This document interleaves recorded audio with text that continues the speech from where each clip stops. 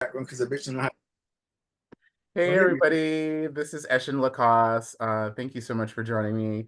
Again, part of another round over here at All Wise Transformation, and I'm joined with a really, really good friend of mine, Wayne Young, who's an artist in New York City, who's sort of doing their thing, living their life, and sort of adding them to your Instagram, adding them to your Facebook, sort of follow on what's going on with Wayne. And so Wayne, thank you so much for joining me today in one of our ongoing conversations about mental health, spiritual practice, and self-care. And let's just start with, as an artist, how are you maintaining self-care? Oh, well, most recently, um, I donated my artwork, my photographic artwork that a photo I took in India to Art Walk, New York, which is the fundraising arm of Coalition for the Homeless, who also helped me find an apartment when I came back from college to New York and I was homeless and they came into my life and I'm so forever grateful. So when I learned that I had a gift, a talent, and that was my most valuable asset and it was worth something to some others, Mm, um, the 1% out there valued it. Um, I decided to like give it back. I love that. So for folks who don't know, Wayne and I, we went to school together.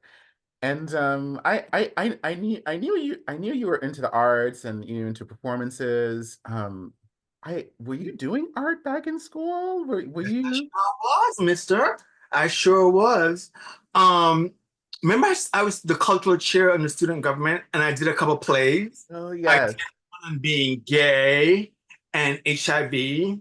I Mm, also showed Paris is Burning, which is a gay documentary about men of color in New York City in the late 90s and how they form families to survive because queer people, a lot of LGBTQ1, and whatever the name we have, because we extra.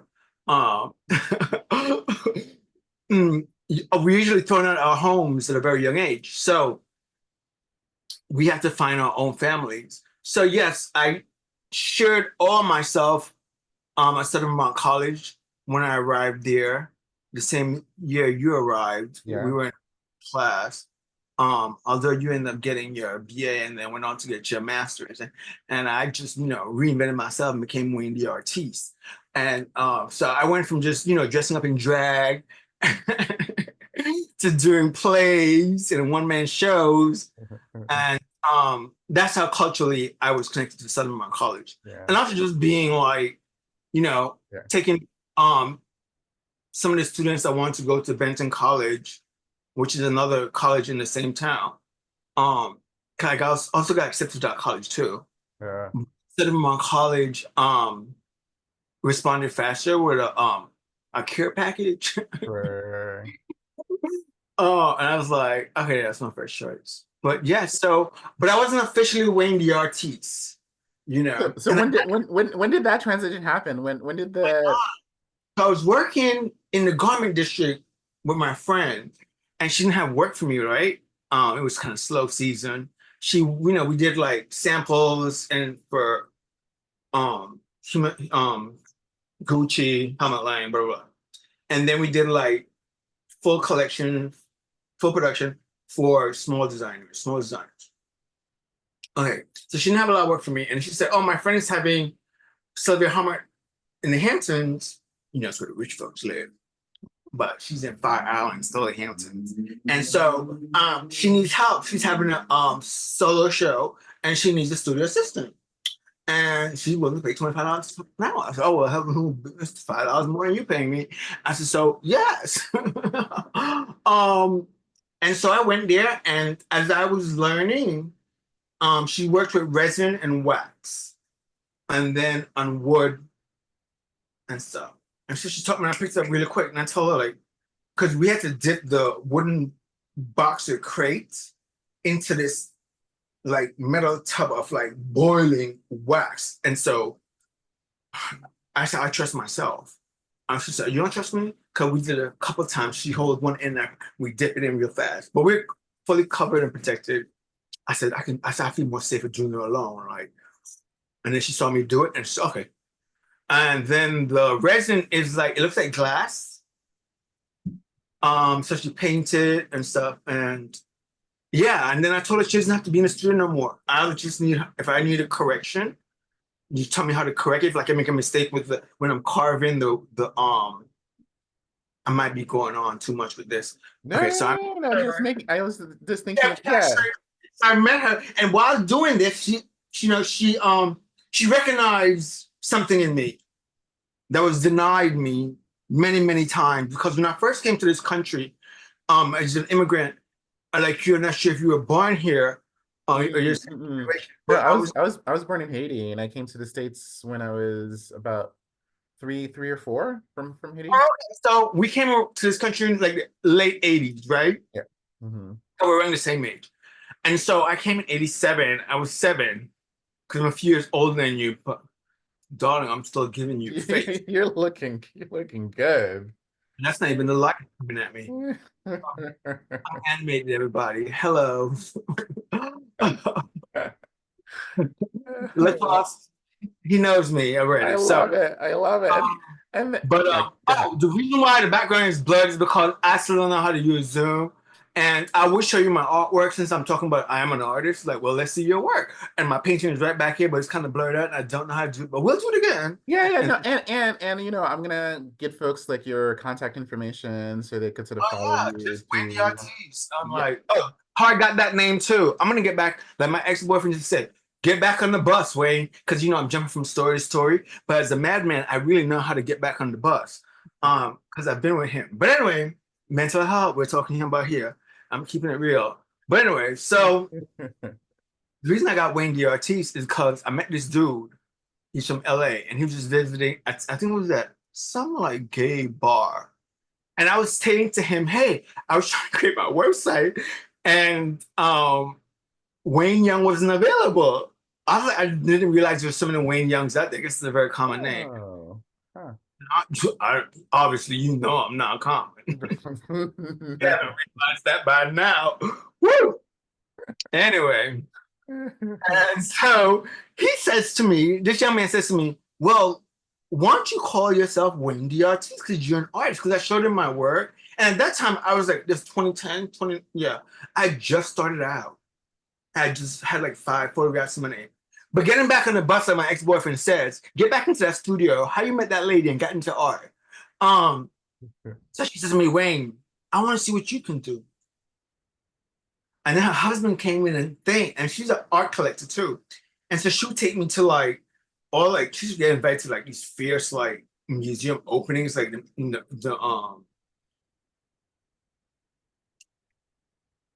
the one on Fifth Avenue that have the circle that building that's half up. Most of the architecture's work is like always leaning and stuff. Yeah. Well, I'm in Vermont, so I I know. can't help you. I can't help you with that one. I could always describe stuff I could never remember. And then you just sound down like your artist is collected by famous people. Like I'm like, yeah. So I'm still like I still know how to use my camera. That's what I'm still using my beginner's camera that my ex-boyfriend bought me. Because the other one is a little bit too much for me. I have dyslexia a little bit, and then you see I'm too animated, and then the camera is animated too, because you can touch it and all stuff. So I still use my beginner's camera, and that's what I donated to Coalition for the Homeless through Art Walk, and it sold. And then my adopted mom was like, let's see how if the other famous artists around you that was on the same wall lot with me. And some of them didn't get bid on. A little me didn't get bid on. I love Um, that. Wait, so then like what's your inspiration? Like let me get back on the bus. Let me finish that story, but can I finish that story and get yeah, back yeah, on yeah. the Okay, yeah, go for it. Yeah. because my ex-boyfriend, I still say hi to him sometimes. And so I try to keep peace with everybody. I try to my mental health, I just, stay love and stay happy and stay joyful. Don't because you break up with somebody, you have to break up your whole life. It's like you share some great moments, like, appreciate them and like keep it moving. Yeah. And so I thank you for that camera because that camera still, so that camera is paying it forward to a lot of many people, housing a lot of people. And I donate to like AIDS and mental health. If any of your viewers out there want some Wayne Young donate to some cause, holla. I'm here. Yeah. Yeah. That's what I do. And so yeah, so in the studio, she told me I want to see what you can do. And then she started telling me what group exhibition to submit to. And she said, let's see if it sells. So that's this philanthropic artist as a philanthropic person. Yeah. Yeah. And so she's the one that did that. And then that's what I'm doing now, but at a higher level. And so and then we got a letter back and it says was sold. And then told me who my collector was. And then she said, wait, you're marketable. Look at you. And so, but everyone thought I was going to go her route. I did some three-dimensional painting.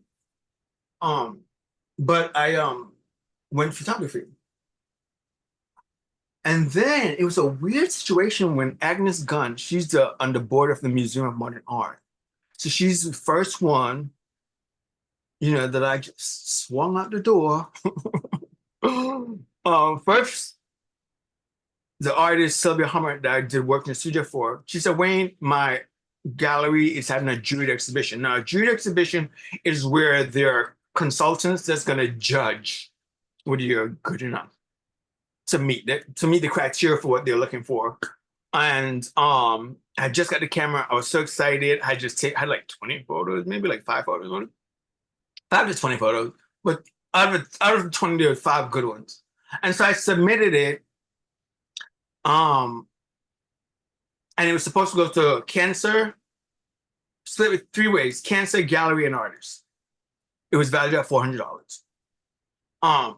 It didn't sell. I remember crying, like sitting in her bed, like crying on her little small estate. And then so I didn't know what to do with it. And so I'm like, well, I want to give it away. That was the whole purpose. I'm a very stubborn person when it comes to I want to gift this. And that's what I want to do because that was make me feel good. That was make me feel I have value and I have purpose in life. And that all presence of mind keeps you in a happy space. When you have value to yourself and have purpose in life, and you let that drive you. And so art has really motivated me and renewed my life and my renewed trust in myself and courage in myself and just believing in myself. Anyway, so I went to College for the Homeless and spoke to the executive director of one of the programs there. And I said, hey, I got this. I don't know what to do with it. She's like, don't answer. Oh, well, just like that. Vote of confidence, just straight out the door. And because I was like, hey, we're just in the Hamptons. We were supposed to go for cancer, but I don't know what to do with it now. It's the only photo I got. And I had to pay $400 to frame it. And it's valued at $400. Stop it. But anyway, Wayne Young is now valued at $2,000 to $4,000. Okay, so I go to donate it to them. And when she sent an email upstairs and they reach out back to me. And I said, hey, I want to donate this because you guys helped me find an apartment when I came here and y'all helped subsidize some of my rent so that I can afford to live in Manhattan because it's pricey here. And first they were saying they only take art that is over $2,000, valued over $2,000, and is much larger. Mine was like this, smaller thing. So I had to write a dissertation, basically, explaining why I think it's important for me as one of the clients of Coalition for the Homeless, a former homeless person that wants to give back the most valuable asset that he has. And took about 4 to 8 weeks to negotiate that for him to really get it, what I was trying to do. Mm. And then when they placed, I got in, they accepted it. And I went to it. I knew an executive director of Visual AIDS. It's an arts organization that's for artists with HIV and AIDS, and they preserve your legacy and stuff like that. So the executive director, she went with me, and like I didn't know anybody there. She just introduced me to people, like because they're by high in our high art world, and so she's like, "Oh, when you like you have star," um, so it's real. And then we went to find my work, and it was like hidden in a bag. Oh no, I took the executive director the following year, 2011. 2010, I took this lady that was working at Visual Aids when I was volunteering there because I was trying to meet people. So I was just volunteering at a different art organization. And I thought, I'm going to do a show. I'm going to do a solo show. She looked at me like I was crazy. And then I did it in a penthouse in Chelsea. And I'm doing one next month in Chelsea in like a private club this time. Wait, so So, yeah. so then like the inspiration piece, like I love that like your development with the support of people around you with this particular teacher who sort of opened up, these doors or sort of led you in this particular direction. But it sounded like that inspiration, that creativity, that passion has always been there. And I think folks are noticing that or folks are witnessing that and Well, that first, it's like I told my friend the other day, leading you to particular places. But I guess for me, the question is like, what inspires you to do art, or what inspires a particular piece that you're creating? you know, I can be inspired by the most simplest of things. You know, for example, I went to throw out garbage, right? A few years ago. And there was this blow up teddy bear. Like a plastic teddy bear? Mm-hmm. Yep. And then when I saw that teddy bear, I thought of myself. I thought of how I came to this country. My parents abused me. I ended up in foster home. That's not what my grandmother wanted for me. I was the hope, the dream. I was nurtured. I was loved. I was given everything because I was the first one with a green card. I wasn't coming through illegally. I wasn't running across the border. I wasn't being like, going through Mexico to come get here. Like my grandmother, my mom, like I'm coming with a green card. And my grandmother now is gonna bring me, and like my mom's gonna come and get me, but later on my grandmother's gonna travel with a visa for me to save my green card because I have to live between two countries. We're gonna end up in a foster home, right? And group homes. And so when I saw that teddy bear in that garbage, it was still blown up. And there was a blue one too. So like a yellow brownish one, and there's a blue one. I took both of them, but the yellow brownish one, and I had like a little more connection because I'm a brown girl, I'm a brown boy. And so, yeah, that's why I had a little connection with that one. But anyway, so I saw it in the garbage and I felt like, like somebody just threw away, teddy bear. I call him Teddy Woods because I ended up taking him into the woods too and take some pictures with him. And Oh. that's what we got real lucky because it was snowing out. And I was like, Teddy, I'm gonna call you Teddy Woods. And I'm gonna make you more valuable than whoever had you before me. And I still have him right now. Right now, I have him in my living room down there. When you come into my house, he's sitting on a bunch of this time he's sitting on a bunch of liquor bottles that my friend gave me. She said, Wayne, I think you should photograph. This should look real good. I said, yeah, and Teddy would look real good. Like, he's not alcoholic, but he might be one to sit on that. But anyways, so I took Teddy out for a little walk into the snow, photograph him while it was snowing, because there's a park across from my house. When you come visit, you have to come visit me, dear. And come spend a weekend with me. Yeah. I haven't, Yeah, I haven't I haven't been into the city in a while. But anyway, go ahead. Go ahead. so, I'm just giving the example, Yeah. Yeah. so we lose track because I'm a naughty girl.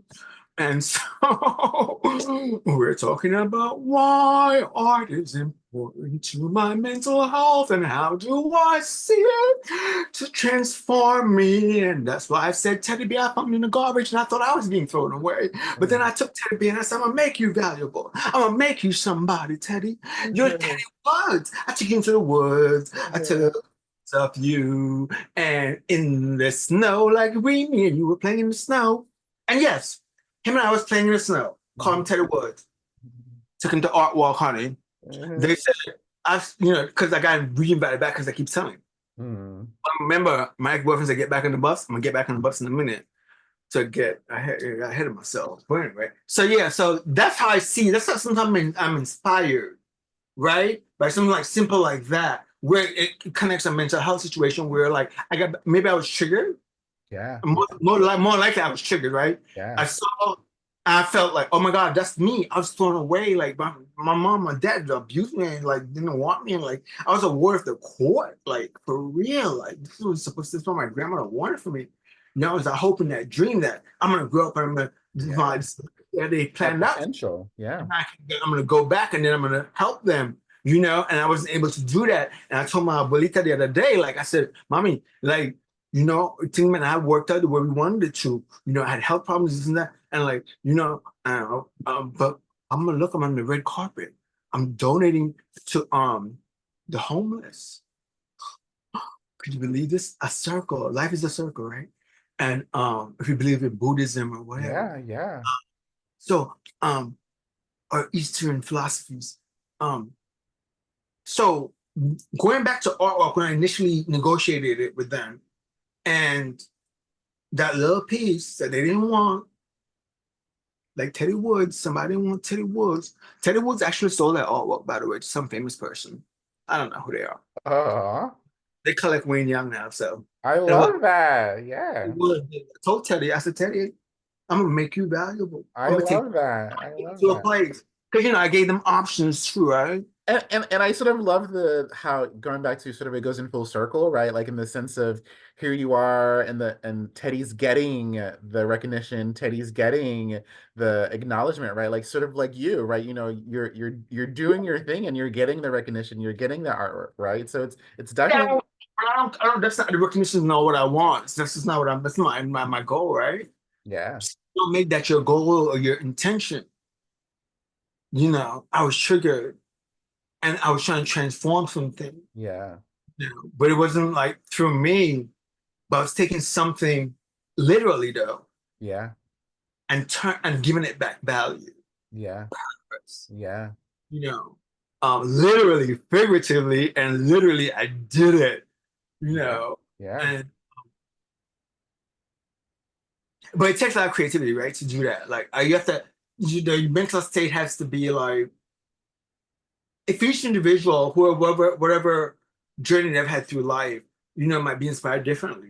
You Mhm. know, my dad, man, I saw Teddy Lynn garbage and, you know, say, fuck Teddy. Sorry, curse. We might have to bleep that out because, you know, YouTube be like, It was really really quick, so I think we're good. again, you still want your coins now. I'm wearing green so you can make your coins. Make that paper, make that bag, whatever they call it now. Now, X, whatever, Generation X. But so when I first got to Art Walk and I'm trying, you know, dissertation after a long letter, like I kept a very long letter. It's like, my goodness. And so Agnes Gunn of the Museum of Modern Art purchased my work. I didn't even know who she was. So we met this guy at Art Walk and he said, "Oh, you're donating art? Let me take me to your work." He looked like the guy from Eddie Murphy, like that movie with Eddie Murphy, the red hair guy that was stealing. I see, I'm always describing someone, never know the name. That's me. Me too. I can never remember somebody's name. It's like, oh, that really tall guy who has like the really like shaggy hair. You always get that with me. That movie, you know that movie with that red guy with red hair? I think it was with Eddie Murphy and they like steal, like they're like, there's a sugar in it. Anyway, so he looked like that guy. So my friend was like, the executive was like, you know, he look like he likes you. But I was like, I don't think he looked like he has coins. But I was looking for a sugar daddy, by the way. That's another mental health problem. We're all looking for sugar daddies. You know, I'm trying to sell myself. Maybe I'll be trying to sell my project myself right now to your viewers. Anyway, I'm just joking, guys. I don't take myself seriously because let's have fun in life. Let's laugh. True. You know, let's laugh more. We need that. Um, but Yeah, so yeah, I just got a moment purchase the word. I know who she was, but anyway, so this guy told me we go to the thing, and so he put his glasses, took his glasses off. So, you know, I'm kind of blind. I still look good, but it's kind of blurry. But the background is blurry too, and make me see even more blurry. Oh my goodness. Anyway, so he take me over to my piece, right? It's Don't Litter right there. And he took off his glasses and he's looking and he's going down, and we're looking at him like, this bitch must be crazy. And so he said, "Do you know who that is?" Thank God I had the executive with me, the art executive, and who I had told that I'm gonna do a solo show. And she's looking at me like, "You're right. I'm just gonna go to, accompany you to this event because you don't know people." Um, and the shady part of it is her friend ran, okay, after we met that guy, and he said, "You know who that is?" And then he says, "Agnes Gunn of the Museum of Modern Art. You better hope nobody outbids her." He said, "Google her." I Googled her. I had to buy a pack of cigarettes. I'm like, well, well, Wayne the artist, bitch, you have arrived. Oh, Yeah. yeah. I said, well, you have arrived, right? And so they're congratulating me and everything. So the art executive that I brought with me, right? She ran into one of her friends, and then some can be real shade to each other. These upper 1%, pink children can be real shady to each other, honey. And it's so not, I think it's so not cool. I'm laughing, but because the comeback that the executive with me is gonna have. So she said to her, "What are you doing here?" Like that, like a shady read.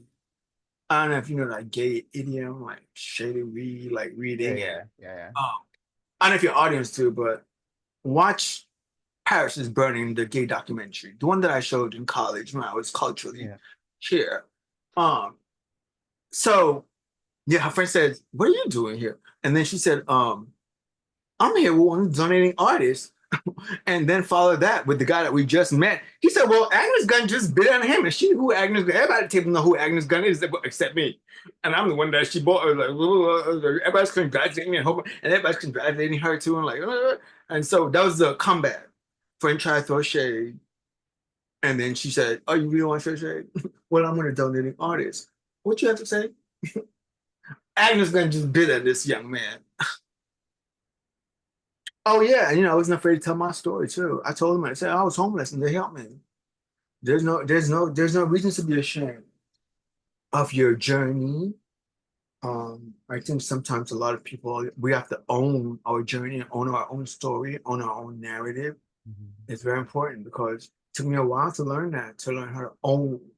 I'm a ex-wife to me. What's the difference between that and before?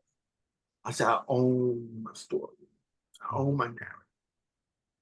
No one can ever use it to weaponize it against me, whether it's substance abuse, whether it's depression, whether it's suicidal thoughts, whether it's just self-hatred, because we're being queer in this world, you always have to hate yourself. And it's a hard thing to unlearn. But once you own your own story, own your narrative, own your truths, own your facts, you take ownership of that. You empower yourself so good that when somebody try to weaponize that against you, you just smile. You see, I was homeless. I was homeless as a child. Homeless as an adult. Yes, I had some, some health issues. Yeah, yeah, yeah. Yeah, I was paralyzed a couple of times, two times, three times. Yeah. Yeah, I didn't finish get that bachelor's. Yeah. Yeah, I reinvented myself, became one of the artists too. Let's talk about that. Let's talk about that transformation. Yes, yeah. That's Let's talk very about powerful. how I've risen like a phoenix more than once. Left for dead. Let's talk about that. Let's include that. That's part of my story too. And like I always tell people, I don't have a past. A past. You should put a past.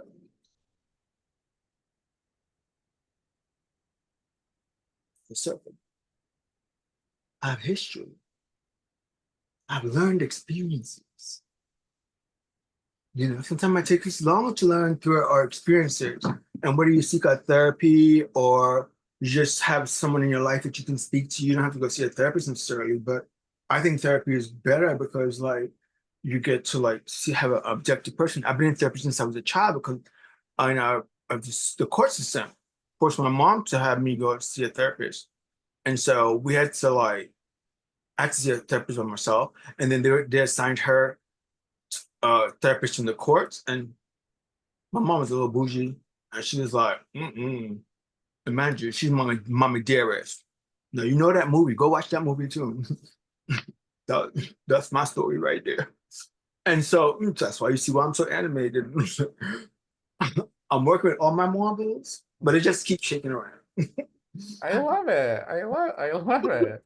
I just want to go back to something that you said that really triggered something for me in the sense of, here you are owning your truth, and here you are sort of being authentic as intense and as beautiful, and not taking on any sort of shade folks are throwing at you. So I'm curious about like how do you navigate with the demands of the art world to really sort of stay, relevant, sort of stay with the I guess the pack, right? Like, and Hmm. because if you don't, you sort of fall behind and you become irrelevant, or you're sort of like yesterday's, like key, and now you're not the key anymore, right? And so I'm curious, like how do you sort of navigate that business aspect of an artist, and trying to negotiate not only like providing your art in a very beautiful, authentic way, but yet managing that business aspect where sometimes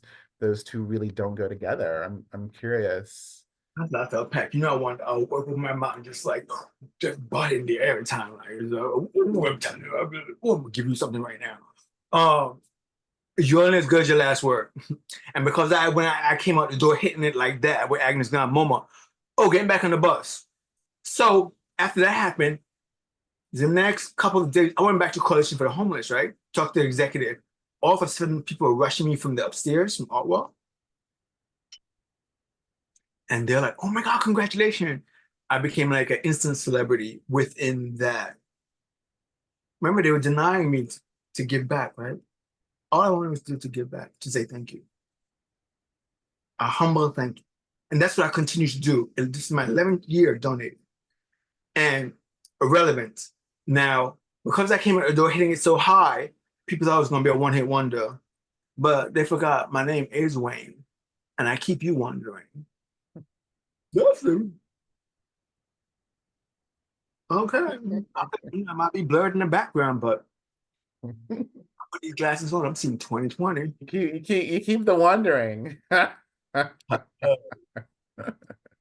You're gonna get that painting, you're gonna get it revealed to you, so don't worry. So, because I could paint too. Yeah. But the rich folks just like my photography at this moment. And whatever it is for the homeless, whatever it takes. But anyway, so relevance, good. Last time they thought it was gonna be a one-hit wonder. For me personally, I don't focus more on that. But when I did ask for letters of recommendation because I wanted to go work at a museum, but I didn't have a BA or a master's and all this stuff, and I see maybe because they know I know all these executives and they can give me a vote of confidence, I'll get in somewhere and just be like a volunteer at least. But yes, I film all these. I'm on the red carpet. I'm hanging up next. I'm in the catalog next to all these famous artists. Anyway, so I don't. In the letter of recommendation, just same one I took to her the first time that with Agnes Gunn, she says Wayne is a unique artist that he knows he create opportunities where there's none for him. And he also has a very savvy business sense. And whereas most artists that I've worked with doesn't have, he has it in like spades. And I'm just reading those, like going back and reading those stuff, like it's like wow. But it's because of my mentor, right? The first artist I worked for, how she first trained me, right? She didn't have to tell me, but she said how she wanted me to create the work of art. She didn't tell me what to create. Just create it because I know you're creative. Like she just had the vote of confidence in me. And her husband had the vote of confidence in me. And then it sold, right? And then, but that was, I was donating it to a charity, right? And here I am still doing that. Then she used to take me and she said, Wayne, I'm gonna show you how to be a collector. But she didn't say I'm gonna show you how to be a collector because I had told her, like, how you collect art? Like, even though she was paying me $25 an hour, and like, she told me to go to this auction, similar to Art Walk, but this one was for AIDS research. And so she told me to go, and I went, and then she said, did you see anything that you like? I said, I sure did. And she said, how much is the opening bid? I said, 500. And she said, do you want it? You want to bid on it? I said, yes. Because it was of a painting. You'll see it next time because I'll show it to you. I'll send it to you. Maybe you can like edit it in. It's black and it has like a little gold in the middle. And I saw myself in that. In all that darkness, right? In all the depression, suicidal thoughts, the self-hate, the ambush, the lies people tell me when they don't have to. I don't have to embellish me. Look at me, really don't have to embellish. I come embellish. I do. I really do. And so I just saw myself in that piece of work. And then she bought it and she said, you can just pay it off, like work it off. Boom. And then I said, well, how am I gonna frame? She said, I'll go get it. Use my framers. I'll pay for it. Call them. Got a discount. Use my 40%. Boom. So, yeah. So I saw myself. I forgot the name of the artist. And when I read about why he created that work, it was because of depression. Came out of depression, of darkness. But he saw value with himself. Because if you go up close to the piece of work, it's like paper, but the edges are rough. But mine's I had it like covered up the edges. I could have had it floating, how they first had it shown, where it's floating means like you can see the edges, how the rough edges. I had it covered up. Floating is just like it's just stuck and it's like in the ear, like it doesn't have no mat on it. That's called mat, where you put the border. What we would consider a normal person consider bordering. That's matting. Anyway, bordering is like when you had like I had like 2-inch borders so I could sign my signature and sign it in the front and put the addition. That's when you keep the border and then the mat comes over to like hold it down. Where it just doesn't have that, it just had flow. But anyway, I have it covered up. She did that, and so I saw a connection in that. And that goes back to when you saw like how do I get inspiration. I can show you how I got inspiration from just buying art, collecting art. And then she taught me how to collect it. She said the best way to collect it is to go to these charities. So you're doing good and you're getting rewarded at the same time, right? Because it's going for a great cause. And so at the time, I didn't realize she was teaching me. It's only now, 10 years later, as I reflect upon everything, how far I've come and how I've been able to maintain my level of excellence. Because the last time I donated to Art Walk was 2019 and COVID happened, and then I didn't donate for 3 years. So I didn't know if I still have it. And even when I got there, and usually my work was bid on in the first hour, and I took my adopted mom just to take back that circle again. My life is a circle, right? And it's just to show her, thank you for taking me off the street. Look at what your son is doing now. I was homeless as a child, you took me in. And now I'm using my most valuable asset to donate to the homeless. It was magical. And so I said, I'm gonna be so embarrassed if my work doesn't sell. And she said, well, that wouldn't matter. She said, I'm so proud of you and what you're doing with your life. I'm just so proud of you. And so we went back and then they bid on it and I was jumping up for joy. Cause like, I was like, I don't want it back. I was like, Mom, if they give it back to me, I'll give it to you. It's supposed to be a gift. I don't want it back. Just how I first started, remember? Didn't go for cancer. I didn't want it back, and I found a way how to get it out there.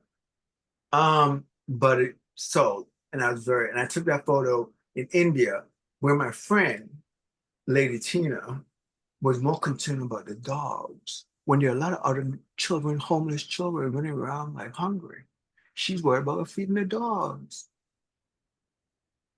I asked her, is something wrong with her? But anyway, What did she say? I used some curse words and told her some few things in my mind, honey. Because you live in a Baltimore neighborhood, you worried about the dogs, a lot of stray dogs. But there are a lot of like, yeah, but why don't we get in there encouraging them? Encouraging them. You don't encourage people to be poor. You don't encourage people to be disenfranchised. You don't encourage people to be born into a caste system. You don't encourage that. I see myself in those children. I see myself in those beggars. You know, like I showed up at Art Walk, all the stuff I had on was like hand me down. Hello. I crack up every time I see that. And I love telling people when I'm around like a lot of rich folks and their conversation get too boring and they get too high-minded, I break the ice. I say, guess what? I'm with all these hand-me-down. There are community table in my building. They're always giving, people always putting stuff on there. It's a very gentrified building. I've run this one wearing right now. Somebody put it on the community table. Would you like it? It's nice. I love it. Yes, indeed. You gotta let people come down. Because some of them are just lying, trying to keep up status.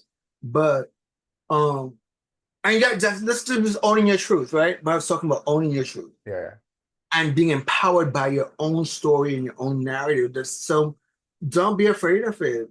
It might take some time, like, right? It took me a journey to figure it out, to realize, wow, what am I talking about? You do this, you do that, blah, blah, blah, blah. Take it, it's not even in my life. You're not even in my Instagram, but you're not a picture with me on my Instagram, but you're my Instagram story. Girl. So say my Instagram stories and stay on my business, please. It's like I even tell it to my sisters because I have a diplomatic relationship with these people. Family relations, you know how that goes. Right. I'm a Darius. And then that's why there's Paris is Burning. There's stuff like Paris is Burning. No, those are two good stuff you should go watch. So, in the horizon, what are you working on now? Like, what's Yeah, back to my next show. I'm working on that right now. It's for next month. and the theme or the concept Well, for it? my friend has a Frisky Whiskey line, so we're trying to promote that. Well, she invited me to a tasting. And when I was there, I was like, oh, it's a nice space. I love this. It's a private club. And it was the work and roll. The You know, work, we the we work and were what?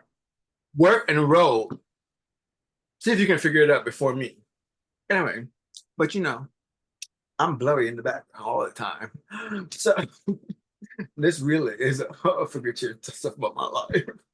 So work and roll. So I said, well, they say you want something to eat. I said, yeah, give me a little vegan, like, vegan, prepare some vegan stuff. Because I'm a vegetarian. And that's why I say so snatched up.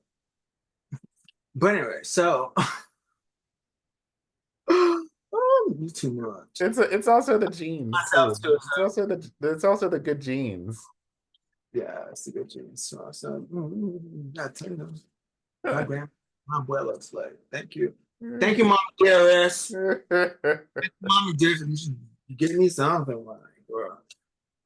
Talked to her the other day too. She said Sonny was upset. I said, mother, because I don't call her mother, I call her Elena. And I call my adopted mother. And I sent her the pictures too from Awa. She says, my adopted mom. Let her know these are people in my life that showed up in my life when you were like, I have been noticing that you have been posting more pictures with families, like I think with your nephew or cousin, and like some of the travels that you've oh yeah, done. the first then I went home to Belize because I haven't been home in 15 years. Belize is in Central America. you're formerly British Honduras. It's between Mexico and Guatemala. So I don't know, just like you. Have you in sort of like going home, have you like learned or any insight or new What? perspective? Mama Dearest. Connected with Mama Dearest. And I even dressed her, show her this faggot that she used to call Sissy. Even though through her narrative, she never did that. Her narrative, she never abused me either. But I don't know if you can see the scars in my head. She chopped me in my head with a knife. But anyway, I'm Wendy Ortiz now.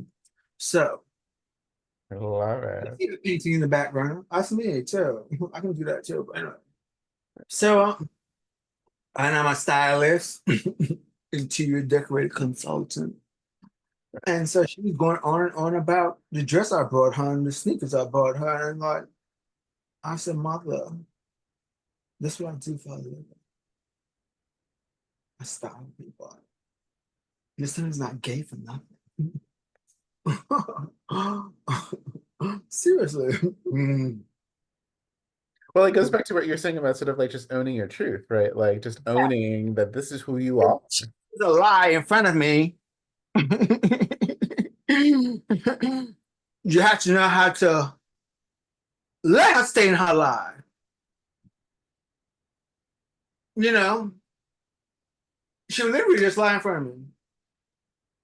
Like she became a vegan because she was having some like ovarian cancer because I'm possibly having like prostate cancer right now and I'm going through that.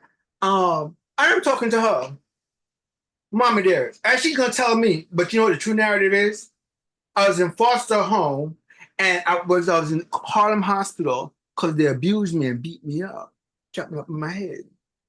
Okay, the scars don't lie. Look here. Anyway, and I was like 10 or something. And the older you are, I was staying there longer in the children's ward because like no one wants to take an older child. So then the church people was coming every weekend and I asked her, can you take me home? Then I asked the other guy, can you go kill my parents? They live right down the block of almost 135th. I said, live right there, 118. I was like 10. And this guy is come visit his other little cousin. He was like 17, 18. I'm telling you. And I want you to kill him. Anyway, and I asked the church people to take me home. I don't know how crazy that sounds. As a child, you're doing this. Because then the people in the office was telling me that they can't find me somebody. So I thought to myself, I gotta find myself somebody. At 10 years old now. And I found them. I told the church people couldn't take me home. She said, well, there's somebody in our church, a nice Jamaican couple, and they're light skinned too, just like you. And they begin, look like one of their child. They don't even have a children. And so they came, the wife came first, and she used to be a model, beautiful. And so, and then her husband, he looked white, but he said he's black. So okay. He has like green blue eyes, and he has like white. He looked like a white boy. A fine white boy. Like don't like I fit right in. There people start. The people take me to church and like, oh, you better put me back stairs now. You put me come now. See, I can talk past the two, baby darling. Okay. Guyanese raising me, Jamaicans raising me, everybody raised this. I'm life is a circle. Everybody raised me, had a hand in raising me. So the reason because they were vegans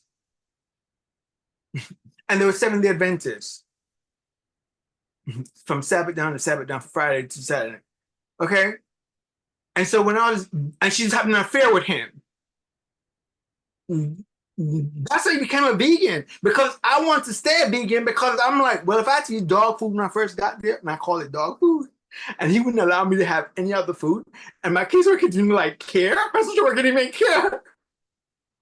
Even when I told them that they were feeding me dog food, like he said, "What you mean by dog food?" I was like, "The food tastes like dog food." Like it's like, and he wouldn't have allowed me meat. And then my foster grandmother, I guess his mother, this white Jamaican lady, said she would give me food. But her son wouldn't allow it in the house. Anyway, so I said, after being there 2 years, I was like, well, I had to like change my palate, my whole lifestyle, become a Seventh-day Adventist, and like become a vegan and become so very health conscious. I'm sticking that way. So when I go back home, now my parents is gonna have to keep up with me. And so when they sent me back home, he said, let me meet your mother. So I could like, tell her that. And so he's mixed race, I'm mixed race.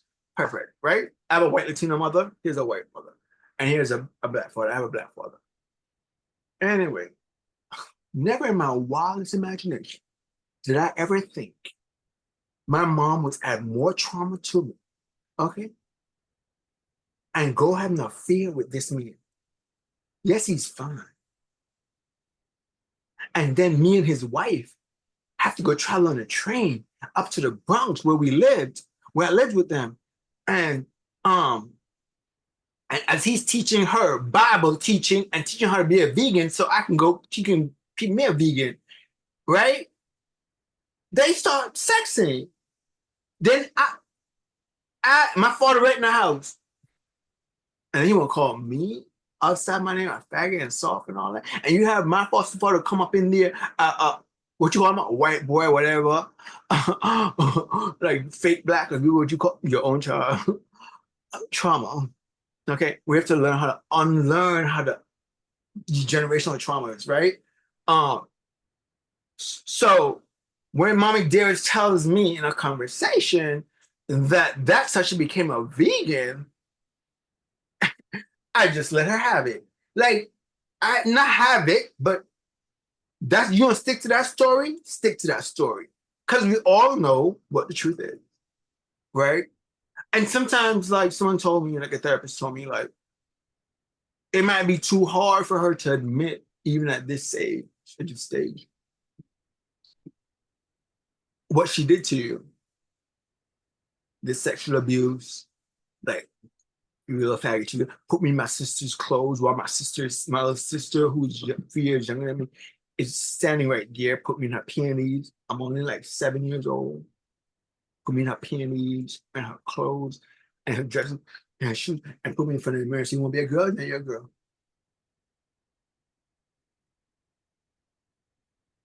Mm-mm. See? And that still hurts now. As I'm reliving, because I'm reliving it at this very moment, as I'm saying it up to you, I'm reliving it. And so, but I just let her have that. I'm not gonna engage her. My uncle said to me the other day, he said, that's powerful, Wade. It's powerful that you learn how to restrain yourself under those circumstances. And like when I went back to Belize, the question said, went back to Belize, and I just reached over and said to her, mother, in front of the whole table, my sister took me to dinner on Easter. And I just turned and I said, I've been waiting for this moment all my life, that you and I can sit at a table and not argue, not fight, not call each other, not bring up the past, not re-traumatize ourselves, not live in that dark space. Because I know when you see me, you see what you've done to me, and you see how I've transformed myself. You know? And there was a couple of times I had to check her, like when I was paralyzed, and then she was saying, like, I said, if you're gonna tell my dirty story, tell my whole dirty story. Let them know you're my mother. First, let them know you're my mother. Then tell them my dirty story, because then we're like, well, why you talking about your son like that? You know, you talk about, your son's like medical health and like all this other stuff. Like, but now I was in a nursing home, I was in a hospice, and tell them why, and tell them you're my mother. Don't forget, tell me you're my mother. You're gonna tell my dirty story, tell the whole story. It's a fascinating story. And you're my mother. You're my mother. Remember, put that in there. Keep emphasizing that. Yeah. But yeah, so like I just told her, I said, turn to her from my other brothers and sisters, since she caused so much rift between us. Like your older brother, like you say, he living rich, and where I'm not hand-me-downs, and like part of my hand-me-downs. This a hand-me-down. This what I got this in India, like these trousers. You know what I'm saying? I'm like, yeah, hang around, like, I might have some famous friends or whatever. And like, yeah, I get to go on the red carpet. That's Wayne DRT's taking me places. You know what I'm saying? Just like my talent and my gift, my want to give, want to just give without receiving. Like, just do good. Do good for doing good. And then the blessings gonna come from different places, whatever you want to call it. Blessings, favors, um, goodwill towards yourself, if you just let it out, Mhm. right? Just give it out. Mhm. Um, I find that's the best, if not better than therapy. Seriously. Yeah, and so like so we're gonna get ready to end, and I guess that's the question in the sense of like how do you sort of would sort of tutor or mentor somebody who is sort of wanting to get into the art world or sort of balance their art and their mental health? Like what sort of advice, so one is just, just giving or just being generous with. But we were creative. It doesn't matter. Like how like my first mentor was. She's like, do what you want. Use the spaces you see it fit. You know, you don't have to donate like me. You don't have to feel pressure to do that. But that's just the route I took because that's the route I was initially taught how to do, and that's how I was naturally am too. Right? I'm a naturally giving person. I love to give a lot of gifts here and there. From a child, I was like that. Um, And because like the thing I always say to people, I haven't allowed what has happened to me in my journey in life and the abuse and the traumas to um to harm my humanity. It might have harmed me physically, emotionally, psychologically, but the thing that I've held on to the most is my humanity. That I can still love, I can still laugh, I can laugh at myself, I can still find joy momentarily. Um, as I'm having right now, I love this moment with you. Um, I've been waiting for this moment. And so just to like show people, just be honest with yourself and be honest with people. And then like, and as an artist, you don't have to be an artist either. Just be a regular person. Let's start there first, right? Just being a regular person, just being honest with yourself and own it. Own it now. Own it, own it, own it, own it. Please own it, own it. Once you own it, mm, the world's gonna change for you. Hmm. It's gonna change. Because once you own your own story, own your truth, ah, the power you take back from others is so immensely fulfilling. It's just like it's a self-confidence of superior vote. Like, yeah, I got confidence vote from you, confidence of vote from you. And yes, I'm gonna go vote after I get off here. But you should go too. You should vote too. It's the vote is It is the voting season. Ah! and that's also leading to mental health because some parties just don't like to give funding to the homeless, to mental health, Mhm. to AIDS, cancer. They don't even want women to autonomize their own sexual organs. Hmm. So, if folks wanted to find you or like stalk you, what's the best way to Oh, because I have enough trauma I told you about already. Um, Even though I do like true crime. So if you stalk me, I watch a lot of true crime now. I'm just kidding. Well, that's why I watch. That's seriously why I watch true crime, so I can stay ahead. I'm a slow girlfriend now. I see blurry, I'm blurry, blurry. So, but you can find me on Instagram, Wayne DRT. Remember that guy that I found in the bar that told me like, well, if you get really, taking you back to the old story now from the beginning, you know, um, Wayne DRT is Wayne WAYNE Artiste with an ARTISTE. So Wayne DRT, one full thing. And yeah, famous. I don't post a lot of my artwork there because famous people collect me, and I'm not really like that famous. And I haven't copyrighted all my work, so if they like steal my work, I can't really sue them because like anyway, a lot of like legal stuff like that I learned too. yeah. I'm a street fighter now. Um, Now I know the little law too, not just business savvy. And So then I don't. you said that you have an up and coming show coming up. Like, where Yeah. can folks find that out? So anyway, someone put in that show is some works I've shown, the work that just sold, the photograph that just sold at Art Walk on Monday. for New York Homeless. That's going to be in the show, and another work from India, 2019, and then two from Shanghai when I had a 13-hour layover in Shanghai, and so I got fascinated with the ceiling. I was like, oh my God, beautiful architecture. And see, the simple things in life just entertain me, honey. And that's what you have to make too. You have to find things in life that are simple Yeah. that you can find joy out of, and just find like, just, yeah, joy out of. Yeah. Just find simple things in life. Like you walk down a block and you see that, like, you see that bird, like, sometimes there'd be a bunch of birds on like the fire escape just singing. And then I'd be like cracking up to myself, I'm like, girls, shit, I'm trying to sleep. Oh, like silly things like that, you just gotta like enjoy life and like laugh as much as you can. I try to do it as I can, and I try to make others smile and laugh too. Yeah. With me or at me, I don't care. As long as we're engaging Yeah. and we're in a happy space, right? Yeah. Yeah. Um, and yeah, own it, own your narrative. Like you see, I'm owning my narrative. I'm telling you my truth. I'm not embarrassed about it. Yeah. I'm not ashamed about it. Yeah. You see, I'm not giving you a blur background, but I told you I'm sure that I can do art now. I'm not. Well, I want to have you come back, and so hopefully we'll figure out what on your background. Yes, I might need my own series with you. Yes, please. Okay, folks, so I am going to end here. It was a pleasure to have Wayne with me and to really sort of take me into the art world and, sort of share his passion and his love. I'm going to put all his information down below. So if you sort of want to follow and sort of see what up and coming galleries or performances or what Wayne's up to, please, you'll have access to that. Other than that, I will see folks, and hopefully you're taking care of yourselves. See ya. Thank you, Lacoste.